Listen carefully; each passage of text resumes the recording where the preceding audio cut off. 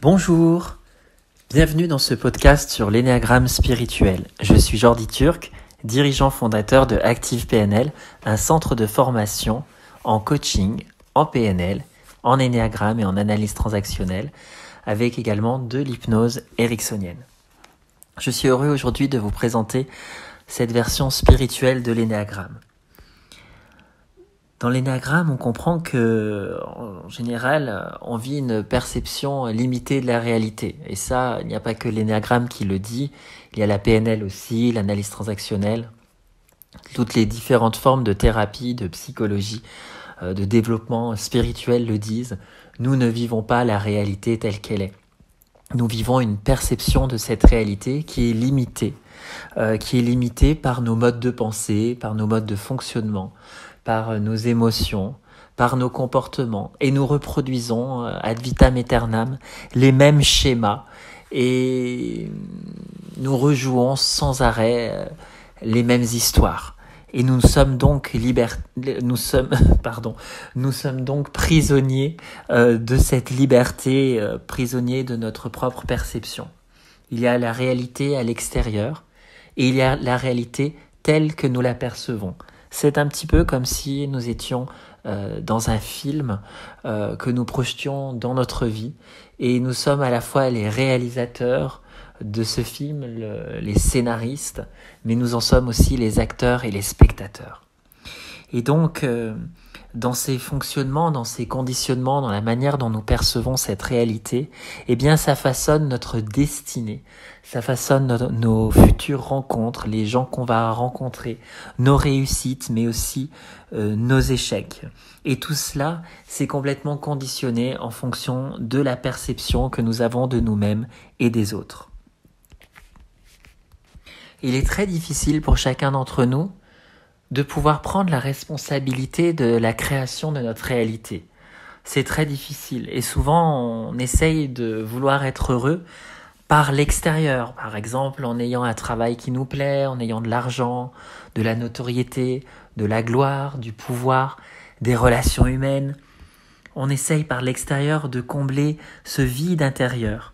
Parce que si on s'en rend compte, eh bien très rapidement on peut se sentir inadapté, déficient ou plein de manques. Et souvent, quand on rencontre des obstacles dans notre vie, dans des périodes de crise, eh bien ça nous fait mesurer à quel point on est prisonnier. Et quand on se rend compte qu'on est prisonnier de notre propre réalité et que nous en sommes à la fois prisonniers, mais à la fois que nous sommes les créateurs de notre propre prison, eh bien c'est à ce moment-là que le développement personnel ou même que le développement, je dirais, spirituel commence. Parce que l'on se rend compte qu'il y a une autre réalité qui peut être au-delà des barrières qu'on s'inflige soi-même. Et toutes les traditions spirituelles tendent justement à pouvoir nous libérer de nos propres chaînes. Alors il existe de nombreux outils pour pouvoir prendre conscience de nos fonctionnements, parce que pour nous libérer de nos chaînes, faut-il en prendre conscience. Alors il existe beaucoup d'outils comme la PNL, parce que la PNL va pouvoir modéliser des schémas de pensée, la structure subjective d'une personne, l'analyse transactionnelle qui va s'appuyer sur les scénarios de vie, les états du moi, les jeux psychologiques. Mais l'énéagramme, je trouve que c'est un outil particulièrement puissant pour cartographier les mécanismes de défense et notre ego. Et là où cet outil est particulièrement intéressant, c'est qu'il est vraiment en lien avec aussi la spiritualité, avec aussi une dimension spirituelle pour nous amener dans ces profondeurs comme étant des ressources pour nous libérer de nos chaînes. L'énéagramme va vraiment être un outil qui va nous décrire en profondeur 9 types de fonctionnement, 9 visions du monde, mais aussi 9 manières de pouvoir prendre contact avec cette réalité spirituelle, cette réelle réalité. Souvent, l'énéagramme a été vulgarisé parce qu'à la base, l'énéagramme, ça avait des origines spirituelles. mais il a été repris dans des travaux de psychologie pour comprendre des fonctionnements. Il a été aussi souvent utilisé dans des entreprises pour pouvoir faire des entretiens d'embauche et voir qui pourrait être meilleur pour tel ou tel poste. Il a parfois été aussi utilisé pour des rencontres amoureuses et se dire tiens, si je suis de tel type, quel autre type est-ce que j'aimerais avoir? Voilà, c'est la manière un petit peu généraliste d'aborder l'énéagramme, mais en réalité, l'énéagramme a une origine beaucoup plus profonde qui s'appuie sur une origine spirituelle. Alors, on ne sait pas vraiment d'où vient l'énéagramme, c'est un mystère, parce que certainement ce mystère est né c'est une tradition qui s'est transmise oralement, mais la première fois qu'on a entendu parler de l'énéagramme, c'était au XXe siècle par Georges Ivanovitch Gurdjieff, qui dit qu'il avait été enseigné par une fraternité d'un ordre mystique d'Asie centrale. Et on n'a jamais vraiment pu avoir la preuve de ça. On a eu parfois sur le symbole de l'énéagramme dans l'Antiquité, on a pu retrouver des figures à 9 côtés, comme au frontispice, un texte jésuite de 1665, mais cette forme géométrique n'était pas formée elle était formée de 3 triangles équilatéraux, et c'était pas vraiment la figure de l'énéagramme qu'on connaît de nos jours. Alors je vais vous citer un petit texte de Gurdjieff qui explique l'énéagramme. Alors il dit « De façon générale, il faut comprendre que l'énéagramme est un symbole universel. Toute connaissance peut être incluse dans l'énéagramme et interprétée avec son aide. Tout ce qu'une personne peut placer sur l'énéagramme, c'est ce qu'elle sait réellement, c'est-à-dire ce qu'elle comprend. Ce qu'elle ne peut y placer, elle ne le comprend pas. Pour l'homme capable de s'en servir, l'énéagramme rend les livres et les bibliothèques totalement inutiles. Tout peut être inclus et lu dans l'énéagramme. Un homme peut être complètement seul dans le désert, tracer l'énéagramme dans le sable et y lire les lois universelles de l'univers. Et il peut apprendre à chaque fois une chose nouvelle, une chose qu'il ignorait auparavant. L'énéagramme est le hiéroglyphe fondamental d'un langage universel, doté d'autant de significations qu'il existe de niveaux d'hommes. L'énéagramme est un modèle schématique de mouvement perpétuel, à savoir une machine de mouvement éternel. Mais bien sûr, il faut savoir lire ce modèle. La compréhension de ce symbole et la capacité d'en faire usage donnent à un homme un immense pouvoir. C'est à la fois le mouvement perpétuel et la pierre philosophale des alchimistes. Donc on comprend que pour apprécier les interprétations de l'énéagramme, ça va dépendre complètement de chacun, de sa propre histoire de vie. Et c'est pourquoi on va rencontrer différents ouvrages sur l'énéagramme, différentes traditions psychologiques, spirituelles ou religieuses, qui vont avoir leur propre interprétation, qui parfois peuvent arriver jusqu'à se contredire, et où les différentes écoles s'accusent mutuellement de ne pas avoir compris l'énéagramme. Mais en fait, Gurdjieff dit qu'il y a autant de significations qu'il y a de niveaux d'hommes.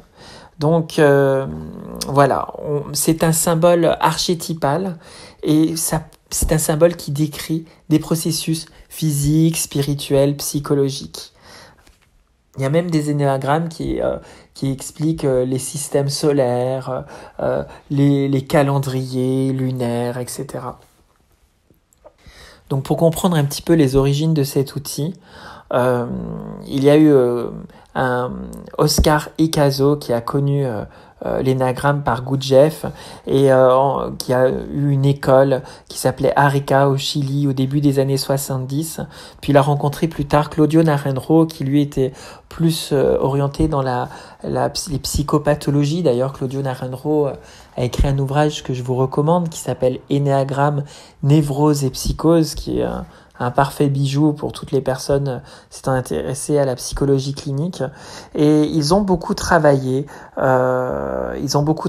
aux États-Unis, en faisant aussi des recherches sur la Gestalt de Fritz Perls et l'autopsychologie, par exemple, de Karen Horney. Et c'est un outil psychologique qui a été fondé par Narendra à Berkeley en Californie. Et ils ont créé comme ça avec Hélène Palmer, David Daniels, etc. Ce qui s'appelait la tradition orale, où ils travaillaient avec des témoignages de personnes, où ils allaient dans leur profondeur et explorer les fonctionnements des énéatypes. Ils ont vraiment travaillé ça énormément.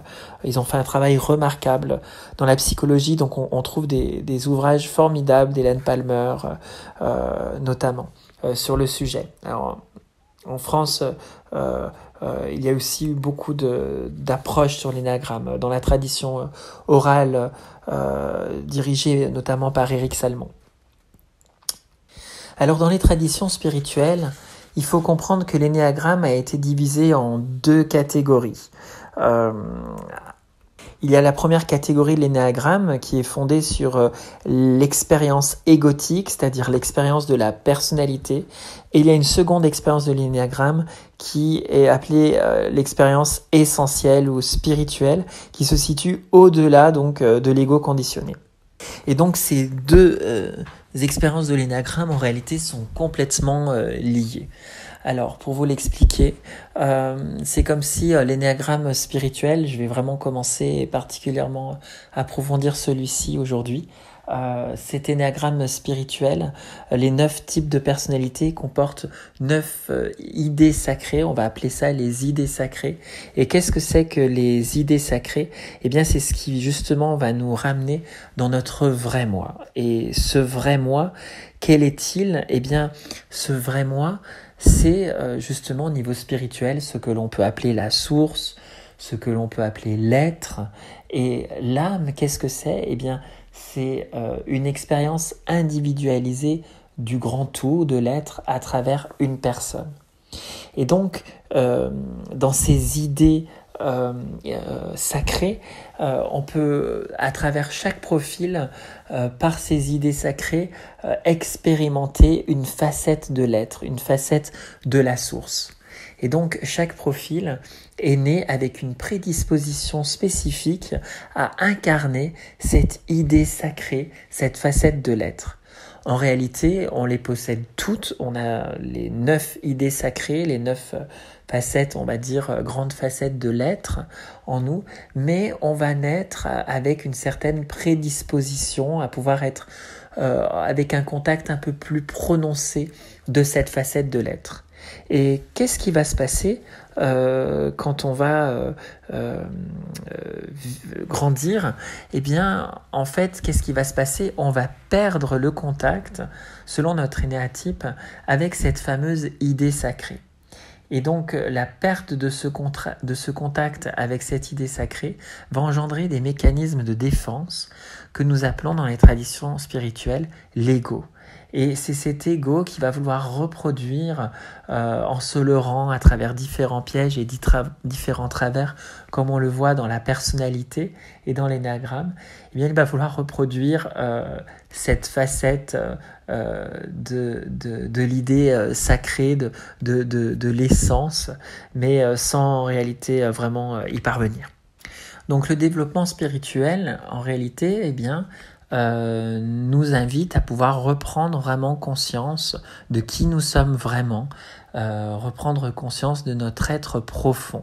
Alors celui-ci parfois se manifeste dans notre vie sans pour autant avoir fait un travail de développement spirituel, et ça se manifeste, cet être, on peut y avoir accès par des élans de compassion, d'acceptation, de clarté mentale, d'intelligence, pour citer que quelques-unes de ces qualités.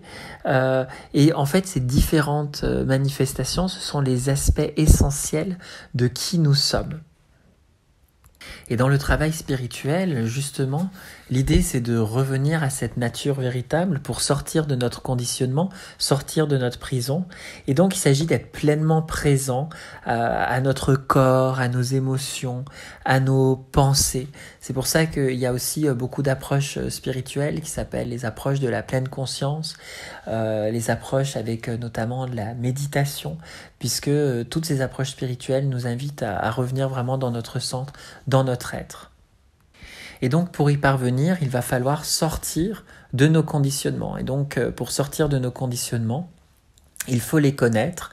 Donc c'est pour ça que c'est intéressant de connaître notre énéatype pour comprendre effectivement qu'est-ce qui nous appartient, qu'est-ce qui ne nous appartient pas. Donc dans cet énéatype de l'ego, l'énéatype des personnalités, et bien de se dire ok, je vois mes mécanismes et je vais aller au-delà de ça et je vais d'abord aller les explorer. Mais l'exploration mentale, ça suffit pas. C'est pas juste de comprendre quels sont nos mécanismes de défense, comment on fonctionne, etc. Non, en réalité, il faut rentrer en contact avec eux, c'est-à-dire les voir dans une position de recul et les ressentir pleinement, les vivre, oser traverser pleinement notre obscurité, nos peurs les plus profondes. Et c'est en osant faire ce saut dans le grand vide, ce grand plongeon à l'intérieur de soi qui nous terrifie en réalité, eh bien c'est au fond de ces ténèbres-là que nous allons rencontrer en réalité notre lumière intérieure et notre véritable moi. Donc ce travail spirituel est un travail courageux qui est à la fois un travail de conscience et à la fois un travail d'expérience. En général, quand on commence un travail spirituel, on rencontre les couches les plus visibles de notre personnalité. Et ces couches les plus visibles, on les appelle en psychologie le surmoi. Donc le surmoi, c'est cette partie de nous qui allons juger que ça c'est bien, c'est mal, on va étiqueter les choses avec ces notions-là. Et puis on va petit à petit de plus en plus descendre au-delà de ce surmoi dans des couches de plus en plus profondes jusqu'à comprendre que en réalité, vraiment profondément, on projette notre réalité dans le monde extérieur, qu'on est, comme je vous le disais, le réalisateur, le metteur en scène, le cinéaste, le scénariste et l'acteur et aussi le spectateur de notre vie, mais que c'est nous qui créons vraiment, qui créons tout ça, toute cette réalité, et qu'on éprouve donc une réalité qui est complètement déformée par un film qui a des intrigues, qui a un scénario que l'on crée soi-même. Et donc, à force de rentrer en contact avec la connaissance de soi, de ces filtres, on va finir par voir la réelle réalité, si j'ose dire, qui existe, qui est tout au fond de nous et qui est au-delà de nos conditionnements. Et donc, c'est cela le chemin de tout chercheur spirituel. Et donc on peut comprendre que le travail psychologique et que le travail de la spirituelle, eh bien, ce sont deux aspects qui sont indissociables l'un de l'autre. Parce que si je fais juste un travail sur la psychologie sans prendre en conscience qu'il y a une réalité spirituelle à l'intérieur de moi, je vais continuer à rester emprisonné. Je vais dire ok, je comprends comment je fonctionne, c'est bien embêtant, j'ai bien compris, mais c'est comme ça. Je peux pas bien faire autrement, c'est bien dommage. Et en même temps, si je ne fais qu'un travail de spiritualité sans passer par un travail de compréhension psychologique, je vais sans arrêt être rattrapé par mes mécanismes de défense et je ne pourrai rien faire parce que je ne connaîtrai pas les pièges, je ne saurai pas ce qui se passe, donc je vais me faire avoir par ces pièges de mes fonctionnements. Donc le travail psychologique et spirituel, pour faire un travail en profondeur, de mon point de vue, c'est vraiment indissociable. Alors je vais continuer une fois que je vous ai fait cette petite présentation. On va commencer par rentrer justement sur les expériences spirituelles, donc du vrai moi, de l'être réel que nous sommes, de chacun des énéatypes. Donc comme on l'a vu, on a les 9 énéatypes, mais on vient avec une prédisposition qui fait qu'on va expérimenter une facette particulière de cette réalité, si j'ose dire, divine, en tout cas du grand tout, de l'être. Et donc, chaque type possède dans cette prédisposition un accès particulier à cette réalité qu'on va appeler les idées sacrées. Donc on a 9 idées sacrées. Donc par exemple, l'idée sacrée du point 9, c'est l'amour sacré. Donc c'est de considérer que la nature ultime de tout ce qui existe, la nature de tout ce qui existe est fondamentalement bienveillante, aimante, et que nous sommes profondément constitué de cet amour et de cette bienveillance. Donc ça, c'est vraiment l'idée sacrée du point 9. Ensuite, si je vais plutôt sur le point 1, le point 1 dans son idée sacrée, c'est la perfection sacrée. C'est-à-dire que le point 1, à la base, il a vraiment cette conscience que l'univers est parfait, qu'en réalité, tout est parfait et sur un plan subtil. Par exemple, le point 2, ça serait plutôt la volonté sacrée. Et là, l'idée, c'est que l'univers, il a sa propre direction, son propre rythme, et que tout ce qui arrive à l'intérieur de nous, en termes d'émotions ou dans notre vie, c'est une part de cette volonté divine. Du point de vue de l'énéatype 3, donc la loi sacrée, on peut comprendre que tout ce qui arrive, ça appartient à un schéma qui est changeant dans l'univers et qu'il n'y a rien ni personne qui fonctionne en dehors de ce grand mouvement du tout, de ce grand mouvement de l'univers qui se crée en permanence et qu'on est simplement dans de la co-création, c'est-à-dire qu'on ne crée pas tout seul de notre côté, on fait partie d'un grand mouvement créatif. Dans l'idée sacrée de l'énéatype 4, on l'appelle l'origine sacrée. Et l'idée sacrée du point 4, c'est qu'on voit que notre vraie nature, elle est la source de toute la manifestation, y compris nous-mêmes, et qu'il n'y a rien qui peut nous séparer de cette nature divine, qu'on est vraiment relié. On n'est pas seul, on fait vraiment partie de ce grand tout. L'idée sacrée du point 5, c'est l'omniscience sacrée. Et donc, dans l'omniscience sacrée, on peut percevoir dans cette réalité que, en fait, chacun de nous est une partie inséparable du grand tout et que même si on vit la limitation dans le monde de la matière et qu'on peut croire qu'on est des entités limitées, en réalité, il n'y a pas vraiment de limite. Si on perçoit le monde du point de vue de la réalité sacrée du point 6, de l'idée sacrée qui est donnée à la base au point 6, on a donc la certitude absolue que notre nature profonde est divine, qu'elle est immortelle, qu'elle est toute puissante et invincible.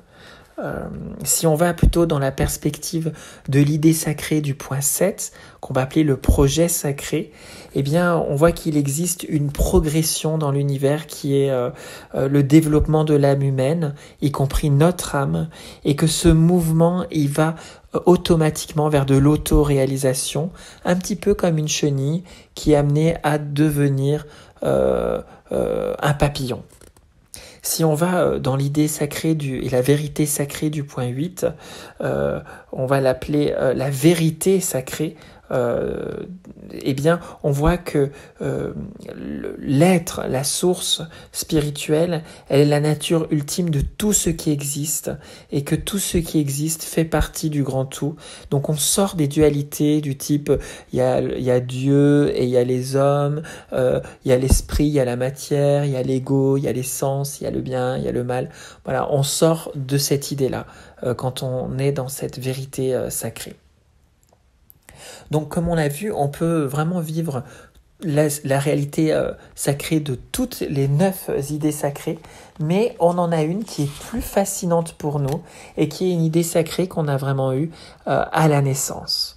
On est, selon Ikazo, avec cette disposition où on est un peu plus sensible à une idée en particulier. Et donc, on arrive sur Terre assez sensible, assez vulnérable à cette idée pour comprendre la vie. Et on a donc voilà un affect qui est particulièrement positionné sur l'une de ces idées-là. Et donc, qu'est-ce qui se passe? C'est que on arrive au monde avec cette prédisposition-là, donc c'est génial, sauf que quand l'ego se construit, en fait, qu'est-ce qui va se passer dans l'expérience spirituelle? C'est qu'on va être dans la perte de cette idée sacrée. Et donc là, on n'est plus dans l'énéagramme de l'essence, mais c'est à partir de ce moment-là qu'on va aller sur l'énéagramme des personnalités. Puisque dans l'énéagramme des personnalités, à ce moment-là, au niveau des profils, on est dans un profil qui a perdu cette notion qui pourtant faisait complètement partie de lui. Et en fait, le chemin de notre vie spirituelle, c'est de retrouver dans notre incarnation justement l'expérience pleine de cette idée sacrée. Mais bon, c'est comme ça fait partie du processus, on arrive au monde et à un moment donné, dans notre enfance, on va perdre cette idée sacrée et on va à la place se construire une personnalité. Puisque la personnalité, en quoi elle va nous être utile? Eh bien, elle va nous être utile pour nous dire, vu que j'ai plus cette notion essentielle de la vie, vu que je n'ai plus cette idée sacrée, il faut bien quelque chose pour la remplacer. Et donc, cette illusion pour la remplacer dans l'énéagramme, au niveau mental, ça va s'appeler la fixation. En fait, c'est une illusion sur la réalité qui va remplacer l'idée sacrée. Et donc, c'est pour ça que sur l'énéagramme, les fixations, elles se trouvent dans la région mentale, dans la région de la tête. Et donc, cette fixation, c'est ça qui va donner naissance à notre personnalité, avec des réactions émotionnelles, des modèles de comportement spécifiques, etc. Donc, par exemple, si je prends l'idée sacrée du point 1, qui est de se dire que tout est parfait, que la bonté et qu'il y a une droiture fondamentale dans tout, eh bien, si le point a perdu cette idée sacrée qui fait face du coup à cette perte de sa nature essentielle, eh bien du coup, il va se sentir imparfait et il va voir le monde comme étant imparfait. Et donc, il va avoir une profonde conviction qu'il y a quelque chose de mauvais en lui et que la réalité est à améliorer. Et donc, il va vivre beaucoup de colère contre lui-même, beaucoup de colère aussi contre les autres. Il va vouloir s'efforcer à corriger le monde, à vouloir l'améliorer et à vouloir devenir quelqu'un de bien toute sa vie parce que justement, il aura perdu son idée sacrée. Alors, cette notion d'idée sacrée, effectivement, c'est pas toujours raccord avec tous les avis sur est-ce qu'on vient au monde avec une personnalité ou est-ce qu'on la développe.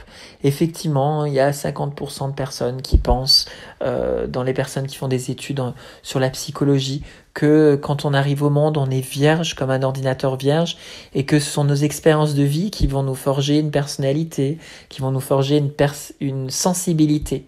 Et puis il y en a d'autres qui disent non, on vient au monde avec cette sensibilité et c'est cette sensibilité-là qui fait que je vais être plus sensible à tel type de blessure. Alors, si on fait ce travail spirituel, en tout cas quand on regarde l'énéagramme selon Ekazo, c'est plus qu'on serait venu au monde avec cette sensibilité, avec une sensibilité particulière. Et donc, on va être en phase avec une certaine réalité qui va correspondre à cette sensibilité, à peut-être cette mission de vie, peut-être cette mission d'âme, cette mission d'incarnation.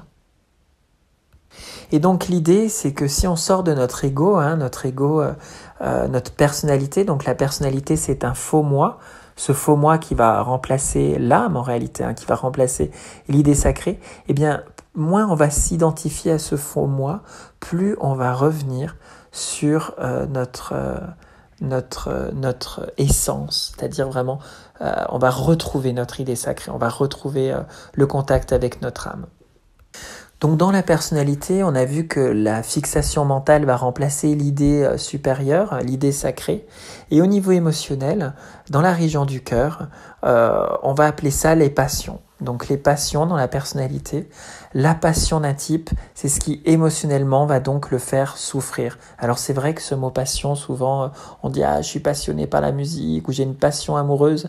Mais en fait, dans l'étymologie du mot, le mot passion veut dire souffrance, c'est-à-dire c'en est au point de me faire souffrir. Donc dans l'énéagramme des égos, de la personnalité, l'énéagramme des personnalités, on a donc la fixation mentale qui remplace l'idée supérieure, qui va remplacer ça, et on va avoir la passion émotionnelle qui va nous faire souffrir. Et donc cette passion émotionnelle, plus on la transcende en lien avec cette idée supérieure, plus elle va se remplacer par ce qui s'appelle dans l'énéagramme la vertu. Et donc la vertu, à un niveau profond, elle va vraiment faire émerger la qualité particulière de notre essence. Donc on va avoir cette qualité particulière qu'on a vraiment à expérimenter dans notre incarnation. Alors on voit que dans cet énéagramme des égos, cet énéagramme de la personnalité, donc ce faux moi, ce masque qu'on utilise, en fait il y a vraiment souvent un écart entre le comportement que les personnes vont avoir à l'extérieur dans leur énéatype et leur expérience intérieure. Par exemple, si on prend les énéatypes 4, souvent extérieurement, ils peuvent paraître distants ou avec des airs comme ça un peu supérieurs, alors qu'en réalité, à l'intérieur d'eux-mêmes, ils ont vraiment peur, ils redoutent l'exclusion et ils manquent souvent d'assurance sur le plan social. Ils ont peur en réalité d'aller à la rencontre des personnes. Un 8, par exemple, il peut sembler comme ça à l'extérieur, avoir une personnalité forte, être dur, dominant, une terreur, alors qu'en fait, à l'intérieur, il peut se sentir au contraire complètement impuissant, complètement démuni. Donc on voit qu'il y a souvent une différence entre ce qu'une personne sur le plan social veut nous montrer d'elle-même, dans sa personnalité, et le vécu intérieur. Et souvent la personnalité, c'est justement d'éviter, elle a pour fonction d'éviter de rentrer avec ce qui la fait souffrir la personne à l'intérieur d'elle-même. Et donc la personne, ce qui la fait souffrir à l'intérieur d'elle-même, c'est souvent en lien avec une blessure qui s'est passée dans l'enfance. Alors comme je le disais, cette blessure, peut-être qu'il y a eu une prédisposition à la vivre, parce que peut-être, et donc ça serait pas très sage de dire par exemple cette personne elle est 4, donc elle a eu une mère comme ci ou comme ça. Non, souvent par exemple vous allez avoir un 4 qui va percevoir sa mère comme abandonnante ou bien comme étant une source de honte, alors qu'un 5 il va plutôt la voir comme envahissante et hystérique. Un 6 il va la juger incohérente, ainsi de suite sur tous les néagrammes. Donc chaque enfant perçoit son parent en fonction de son énéatype et on peut avoir les mêmes parents qui ont eu plusieurs enfants, donc des frères et sœurs, et les frères et sœurs ont tous des énéatypes par exemple différents et donc ils ont tous vécu dans l'éducation avec les enfants des blessures différentes. Donc ça déculpabilise un petit peu aussi les parents parce que souvent quand les parents étudient l'énéagramme, ils se sentent coupables, ils se sentent responsables d'avoir développé tel ou tel énéatype chez leur enfant. Et en fait, j'aurais envie de leur dire, mais non, rassurez-vous, c'est ce que votre enfant a fait de vous dans son histoire. Et c'est vrai peut-être chez lui, mais chez son frère ou chez sa sœur, c'est autre chose.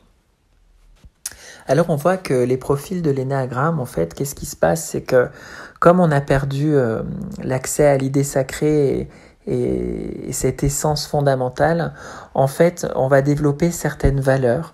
Et dans ces valeurs qu'on va développer, en fait, on va vouloir s'efforcer toute notre vie à l'extérieur de nous-mêmes d'idéaliser un aspect de l'essence.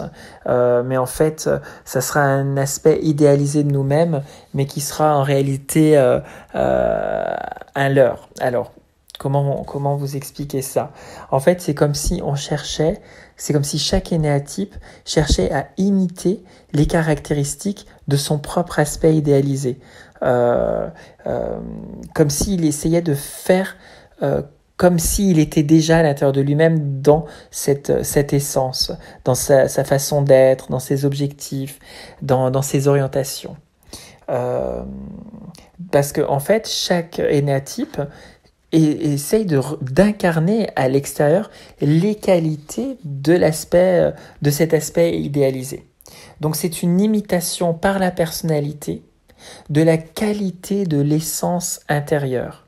Et donc dans cette imitation, vu que c'est qu'une imitation mais que c'est pas réellement là, eh bien forcément ça échoue inévitablement avec un gros sentiment de déficience, quoi.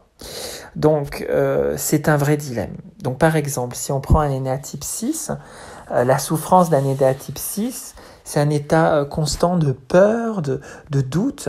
Et donc ce qu'il a perdu, l'énéatype 6, c'est le contact avec l'idée sacrée, justement, qu'à l'intérieur de lui, la source de toute vie, la source spirituelle, elle est puissante, elle est immortelle, elle est infaillible, elle est là.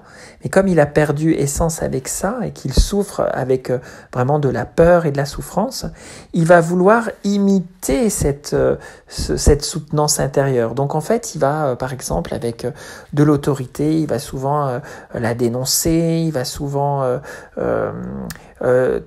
avoir tendance à la critiquer. On peut avoir certains cis qui vont vouloir se donner des défis. Alors on a des cis comme ça qui se méfient énormément de l'autorité, et puis on a d'autres qui vont aller la défier ou qui vont aller vraiment être faire des actes de bravoure, des actes de courage. Mais en fait, c'est pas parce qu'ils font ça que ça va forcément changer les choses. C'est pas parce qu'ils font ça à l'extérieur d'eux-mêmes qu'ils vont forcément prendre contact réellement avec leur être intérieur. Donc c'est pour ça qu'on appelle ça les aspects idéalisés de soi-même. C'est un petit peu l'idée de se dire si j'étais quelqu'un de comme ceci, ou j'étais quelqu'un par exemple d'authentique, ou si j'étais quelqu'un avec de la rigueur, par exemple pour le 1, si j'étais quelqu'un d'apaisant, de facile à vivre, par exemple pour un 9, je me sentirais complet. Et en fait, c'est donc une illusion parce que en fait, on s'efforce de vouloir devenir quelque chose qu'en réalité, profondément à l'intérieur de nous-mêmes, on possède déjà complètement. Donc, on se leurre en permanence soi-même en voulant devenir ce que l'on est déjà ou ce que l'on a déjà à l'intérieur de nous-mêmes. Donc si je reprends l'exemple de mon 6 là que je vous disais, le 6 comme il perçoit la réalité comme un combat effrayant pour survivre et les autres comme des menaces potentielles, il s'efforce du coup d'être courageux, etc. Mais en fait, si vraiment il savait qu'il possédait le fondement intérieur de sécurité et qu'il éprouvait vraiment à l'intérieur de lui cette sensation de soutien, de confiance et de courage, il se rendrait compte que toutes ces tentatives de se sentir courageux et toutes ces tentatives d'incarner dans l'expérience ce qu'il est vraiment étaient inutiles et qu'en réalité le travail spirituel c'est de vraiment aller en contact avec l'essence véritable puisqu'il n'y a plus besoin de se le prouver, il n'y a plus qu'à l'incarner. Voilà, donc l'énéagramme, c'est un outil extrêmement puissant pour faire ce travail spirituel. Et à la fois, c'est un travail qui est puissant, mais qui peut être en même temps, un petit peu... cet outil doit quand même être pris avec précaution. Parce que autant il peut ouvrir la conscience, autant il peut la blesser. Donc il faut approcher cet outil vraiment avec grande prudence. Parce que ça nous amène à la conscience vraiment des aspects de nous-mêmes et des autres que les défenses de notre personnalité, toute notre vie, elles essayent vraiment au contraire de fuir et de dissimuler. Et donc c'est très déstabilisant de comprendre à un moment donné que ce qu'on a cru être, toutes les expériences qu'on a eues de nous-mêmes sont en fait une déformation, une distorsion de la réalité. Et donc de saisir que en fait on a passé notre vie à vivre finalement assez loin de nos idées sacrées et assez loin de qui nous sommes vraiment, c'est assez confrontant. Et donc c'est un outil à utiliser avec précaution. Et quand vous faites une formation en énéagramme ou que vous lisez des livres sur l'énéagramme, il y a aussi 2 pièges au niveau de la spiritualité qui vont se poser devant vous. Le premier piège, c'est du coup de se servir de l'énéagramme en se disant du coup je vais me servir de cet énéagramme pour me juger moi-même sur mes défauts, etc., sur mes qualités, pour m'auto-évaluer mais avec beaucoup de jugement et pour aller devenir très critique sur les autres. C'est normal que lui il mente, puisque de toute façon c'est un 3, alors les 3 de toute façon on le sait, les 3 ils mentent, voilà. C'est normal que le 2 comme ça il est intrusif, parce que c'est un 2, Donc on s'en sert pour juger les autres, donc c'est à l'inverse du travail spirituel, parce que c'est complètement le contraire. Et il y a une autre voie, une autre utilisation qui est pas bonne non plus, c'est d'utiliser cet outil pour justement aller renforcer la personnalité. Par exemple, je sais que comme j'ai déjà donné pas mal de stages sur l'énéagramme, et j'ai des gens qui avaient la démarche de venir dans l'énéagramme pour se dire « Ah mais c'est génial, parce que quand je vais comprendre quel est mon profil, et ben du coup ça va vraiment me permettre de vraiment comprendre qui je suis. » Et j'ai vu des gens qui du coup après portaient leur profil vraiment comme une fierté et qui disaient ah ben moi de toute façon moi je suis un 3, moi je réussis, je suis un battant, donc moi il me faut du challenge dans ma vie et du coup ils se mettaient avec encore plus de challenge en pensant que ça leur faisait du bien parce qu'ils avaient enfin compris qui ils étaient, alors qu'en réalité ils avaient juste compris leur faux moi, leur personnalité. Donc ça revient à emballer du neuf avec du vieux en fait, vous voyez, ou un 5 comme ça que j'ai connu et qui se disait ah ben moi je sais que maintenant moi je suis un 5, donc comme je sais que je suis mieux quand je suis tout seul, bah du coup je vais m'isoler encore plus et je sais ce qui est bon pour moi, ce qui est plus confortable, je vais encore plus m'isoler et puis je vais finir comme ça, être le plus possible éloigné du monde. Et donc il y a des gens comme ça qui malheureusement vont se servir de l'énéagramme non pas comme un outil pour sortir de la personnalité et avoir accès dans ce travail spirituel vraiment à l'essence intérieure, mais ils vont se servir de cet outil pour malheureusement s'y emprisonner encore plus et sceller définitivement les barreaux de leur prison. Donc et s'enfoncer encore plus dans leur ego.